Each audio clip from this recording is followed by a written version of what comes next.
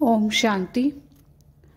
आज हम बात करेंगे एक ऐसा सम्मान जो हमारी सारी समस्याओं को दूर कर देगा।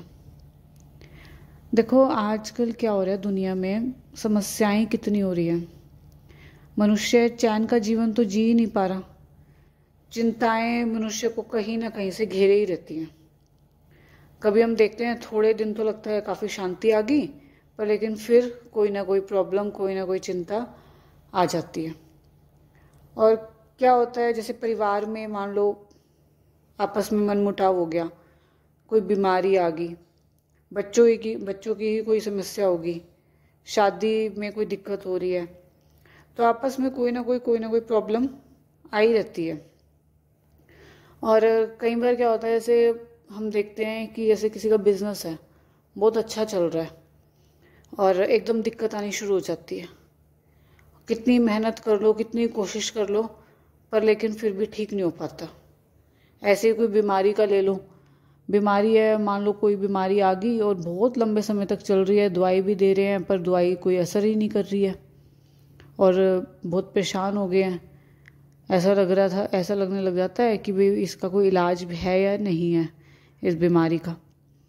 और ऐसे ही संबंधों को लेके देख लो, कई बार कोई संबंध इतने बहुत लंबे लंबे समय तक भी ठीक नहीं हो पाते, चाहे उसमें कितनी ही कोशिश कर लेते हैं हम। और भी अगर कोई भी फील्ड में अगर हमारा काम नहीं बन रहा, या ऊपर जो भी बताया है वो इस तरह की कोई दिक्कत आ रही है, कितनी कोशिश कर ली फिर भी नहीं काम बन पा रहा, सही नहीं हो पा रहा, तो क्या करना है फिर हमें एक विघ्न विनाशक भट्टी करनी है। मैंने एक सूरज भाई जी की क्लास सुनी थी, तो उसमें भाई जी ने ना विघ्न विनाशक भट्टी के बारे में बताया था, तो मैं वही आपके साथ शेयर कर रही हूँ। तो भाई जी ने बताया था जैसे कि इसको आप है ना, एक तो नोट भी कर सकते हैं, लिख भी सकते हैं अगर याद ना रहे तो इसमें सबसे पहले क्या करना है, हमें सम्मान लेना है। मैं मास्टर सर्वशक्तिमान आत्मा हूँ, मैं विघ्न विनाशक आत्मा हूँ।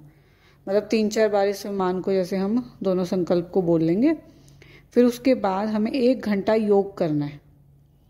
और कैसे करना है, जैसे 1 घंटा योग हम एक जैसे परम धाम में भी जाके बैठकर योग कर सकते हैं, बाबा की किरणें ले लें, या जहाँ बैठे हैं वहीं बैठकर बाबा की किरणों को महसूस कर लें, या फिर कोई कमेंट्री चला के भी हम योग कर सकते हैं। और भाई जी ने एक चीज़ बताया, अमृत वेला के बाद कोई भी हम 1 घंटा फिक्स कर सकते हैं, तो हमारा कोई भी विघ्न है ना वो चला जाएगा और बिल्कुल समाप्त हो जाएगा, बिल्कुल ख़त्म हो जाएगा। क्योंकि क्या होता है, विघ्न हमारे क्यों आते हैं। देखो कोई भी विघ्न हमारे सामने जब भी आता है, जब हमारा कोई पुराना पिछला कोई कर्म हमारे आगे आ जाता है, तो उसी की वजह से हमारे विघ्न आने शुरू हो जाते हैं। तो फिर हम उस चीज़ में कितनी ही कोशिश कर लें, पर वो फिर है ना ठीक नहीं हो पाता, क्योंकि वो पुराना हिसाब किताब तो चुकतू होना ही है ना।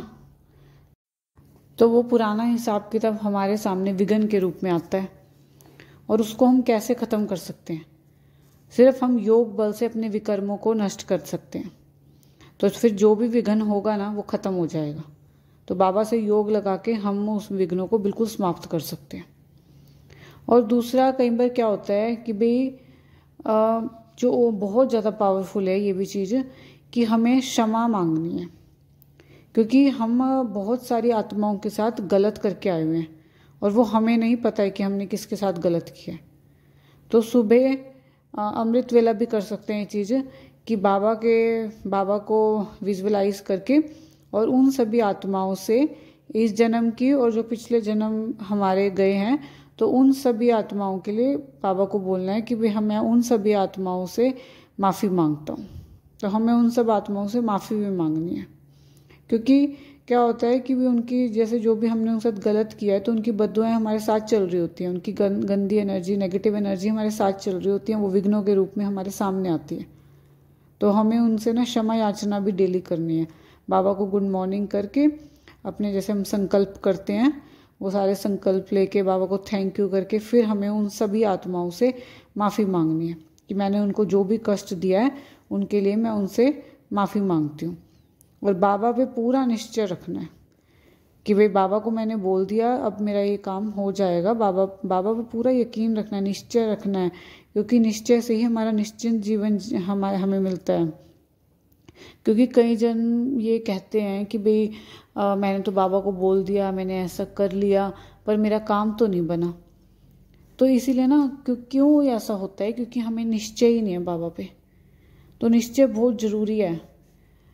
अपने आप पे, स्वयं की शक्तियों पे निश्चय होना चाहिए कि बाबा ने मुझे जो शक्तियाँ प्रदान की है ना, वो बाबा ने वाकई में उनमें शक्तियाँ हैं, मैं शक्तिशाली हूँ।